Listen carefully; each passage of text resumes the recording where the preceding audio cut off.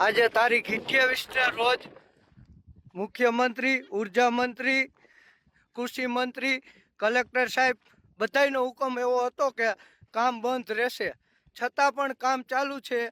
આજે 28 તારીખ છે. અમારા નેવુલભાઈના ખેતરમાં કામ ચાલુ છે. તમે જુઓ. હવે આ કંપની અને આ સરકાર કોણ ચલાવે? અદાણી ચલાવે કે સરકાર ચલાવે એ જ નથી ખબર પડતી. અહીંયા કામ ચાલુ છે. જો આ બધાયનો આદેશ હતો, छता पण आया काम चालू है। हाँ, किसने बोला है भाई आपको काम चालू रखो? काम चालू नहीं है, इसको घेरने के लिए। तो ये तुम सब क्या कर रहे हो? सो रहे हो इधर? उल्टा गाड़ के और इसको घेरने के लिए बोला। आप तो वो किया है, काम तो है ना कुछ तुम यहाँ तो पे आते हो तो हो ना। वो आ रहे साहब, आ रहे।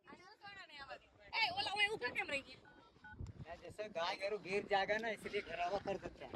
તમે જોવો મિત્રો, આ કોઈનું પાલન નથી કરતા, કોઈના આને કાંઈ નિયમ નીતિ લાગુ જ નથી પડતી. તમે જો એસડીએમ સાહેબ આવી, કલેક્ટર સાહેબ આવી, 2 દિવસ પહેલા એમ કહેતા હતા કે કામ બંધ રહી ગયું. આ શું કામ ચાલુ જ છે? તમે જો તમે શું કરો હો અહીંયા સરકારમાં? આ તમારું આટલું માનતા નથી, તમે શું કરો અહીંયા સરકારમાં? રાજીનામા દઈને વયા જાવ, ઘરે હુઈ જાવ. તમે ઓફિસોમાં આવવાની કાંઈ જરૂર નથી. અમારા ટેક્સના પૈસે તમે ઓફિસોમાં આવો અને આ બધી ચર્ચા